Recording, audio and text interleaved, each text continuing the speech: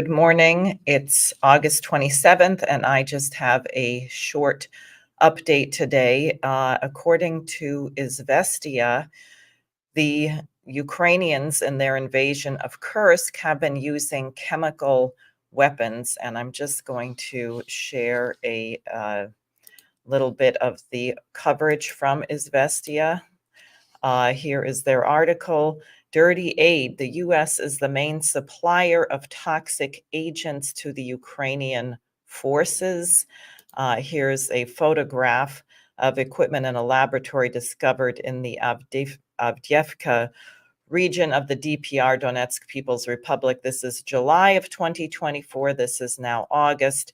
Let me read you a bit more of what is described here. They say in July 2024, Russian forces discovered a laboratory in Avdiivka with substances revealing the presence of sodium cyanide, sulfuric acid, and traces of cyanide anions. Kirillikov, who is the one investigating this on behalf of the Russian government, estimated the output of this factory to have been at least 3 kilograms per day. Death occurs when inhaling only 70 to 80 milligrams of these substances. Visiting the lab shortly after the capture of Avdiivka, Izvestia correspondent saw a large stock of glass jars. That's what I showed you a picture of. And they say in May of 2024, a Ukrainian drone dropped a munition on the village of Semenovka, 10 miles from Avdiivka, and people began experiencing symptoms of chemical injury, chemical effects. Now, is this an exaggeration? Think about what Senator Lindsey Graham said to the Ukrainians when he was just in Kiev. I guess he won't be going there again soon now that Russia has been striking all of their power grid, etc. But he said when he was there that he thought the invasion of Kursk was bold, brilliant, and beautiful. He solicited retired pilots of F-16 fighter jets to come to Ukraine and fight.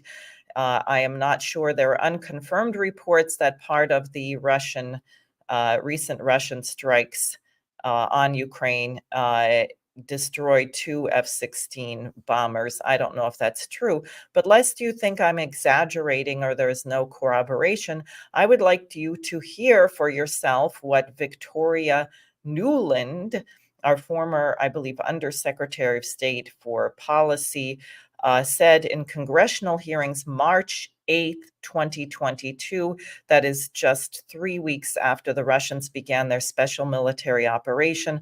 Would also ask you to consider Biden and Hunter Biden's relationship, not just to Burisma, but Hunter Biden's ownership of a number of these bio research facilities, namely biochemical, biowarfare research facilities. I believe they said there were 46 of them. I have spoken with people who were on the ground as part of a NATO deployment who told me they were aware of biochemical weapons facilities in Ukraine. This stuff really has to be cleaned up, but here we go. Why don't we take a look at this hearing? To agree to negotiations, he uses them to divide the opposition and demoralize them habitually, the way Putin has done as well. I only have a minute left. Let me ask you, does Ukraine have chemical or biological weapons? Ukraine has biological research facilities, which, in fact, we are now quite concerned Russian forces may be seeking to gain control of. So we are working with the Ukrainians on how they can prevent any of those research materials.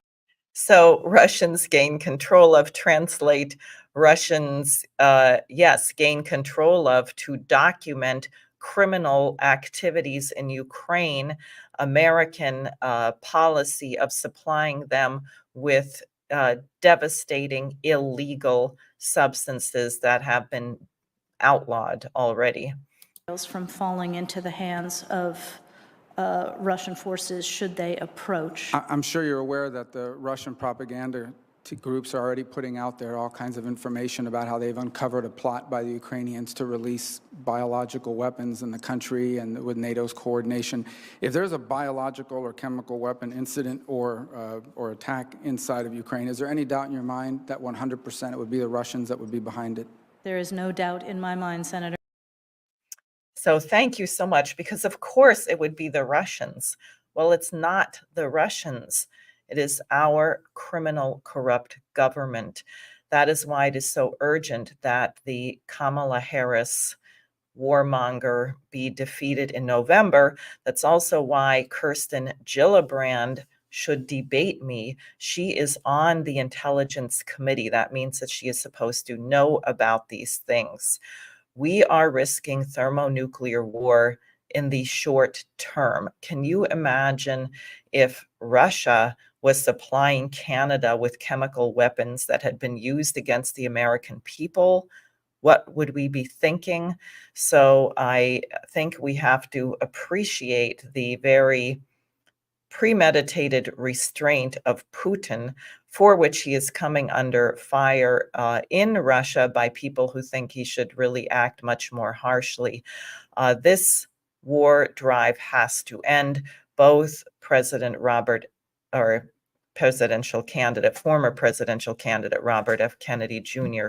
and Donald Trump agree, and that is one of the reasons they are now collaborating, because a threat of nuclear war is something from which no one will survive. If we have a nuclear war, nothing else really matters. So that is what my campaign is dedicated to: preventing thermonuclear war, stopping genocide in Gaza, and getting the United States to return to the principles of our founding fathers, which is that every single human being, not just here, but on the planet, is created equal, that sovereignty of nations and their security concerns must be respected, and that the United States, instead of spending billions of dollars to kill people overseas while we destroy our own country, should be rebuilding our infrastructure according to modern civilized standards. As you see, I'm Diane Sayre. I'm a LaRouche independent candidate for U.S. Senate against Kirsten Gillibrand. I'll be on the ballot November 5th.